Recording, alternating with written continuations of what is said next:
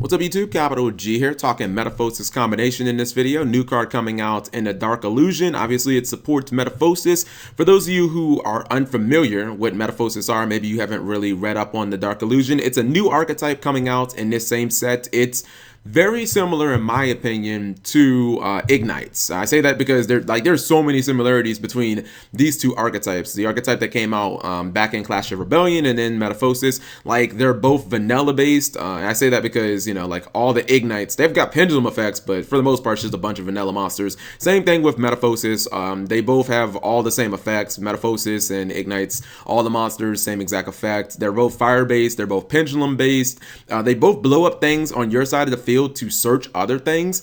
This deck does it kind of similar to Fire Fist, where you set the spell and trap cards on the field, Ignite search other monsters. So, people play like Royal Magical Library and Ignites and whatnot. And I wouldn't even be shocked if this archetype had like a lore involving maybe the Dracos. Like, it would just, be kind of, I could see them doing it. That's all I'm saying. And I guess the one big difference is Metalphosis are fusion based, and personally, my opinion, I think Ignites they should be considered synchro based. I know that they don't technically have any tuners, but they do have an extra deck monster that is a synchro. So I don't know, I consider Ignister to be their boss monster. But anyways, they've got a new trap. We know about some of their fusion monsters. We know about their fusion spell. Their fusion spell is actually really good. It's kind of like, it's a polymerization, essentially, that's been adjusted to power creep. It works identical as poly. It just lets you summon a Metalphosis monster from your extra deck by using materials from your hand or your side of the field. But the adjusted to power creep part it's not actually quite as it's nowhere near like Shadow Fusion or anything like that. But when it's in the graveyard, you get to bounce it back to the deck, and then you get to draw a card. So it's got a bunch of utility. You don't have to go neg like you used to with the old fusion summon. To be honest, Konami should never make another deck that has to use polymerization. Either the deck should get a contact fusion like Ritual Beast, it should get a nutty fusion like the Shadows got, or like L fusion, activate the shit in the battle phase, or it should get something like this to where it recycles itself for free and you don't have to use a real resource to fusion summon. That's one of the reasons why Melodious just aren't good, because it costs too much. It costs too many resources to fusion, and then when your fusion dies, you've basically used everything. Even with the Moonlights, they're pretty much getting rid of poly. Even though they use poly, they can use the pendulum scales to fusion summon. But anyways, let's go back to the original point of the video. Metalphosis Combination.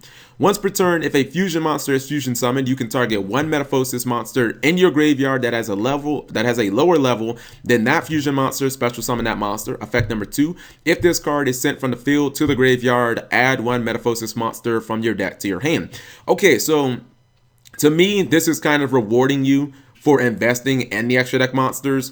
A lot of time, Ignites, they don't even use Ignister because they don't have any tuners. So this is a card that's supposed to reward you. My biggest concern with this card is I don't know if it's fast enough for the way the game is. If this card would have been a continuous spell, oh my god, it would have been so good, because you would have been able to use your pendulum effects. You would have been able to set this immediately. Then you would have been able to use something like your Metalphosis Fusion. You would have been able to trigger this effect at the same time that you fusion, because your materials would have already been in the graveyard, and then you would have been able to potentially blow it up to search another card. It would have been really wombo combo-y. You would have been able to, in that same turn, send the Metalphosis Fusion back to your deck that you just used to fusion to begin with to draw another card. That would have been really good. You know what I mean? But I just don't know if it's going to be fast enough. And the interesting thing is, I'm guessing that Konami wants you to have a good mix between fusion summoning with materials on field in hand, because obviously this deck is pendulum based. So if you use a whole bunch of cards on your field as that fusion, as those fusion materials, then you're not going to have anything in the graveyard to summon back. So you're not going to be getting the full effect of this card. But if you use them from the hand, you can get anything in the archetype back. It doesn't matter what you summon, because as of right now, the archetype only has 2 fusion monsters. They're level 9 and level 8. So everything in the archetype is lower than that. So it doesn't matter what's in your graveyard. You can just summon something back immediately. And oddly enough, you can actually summon the level 8 off of the level 9, because it just restricts you to levels.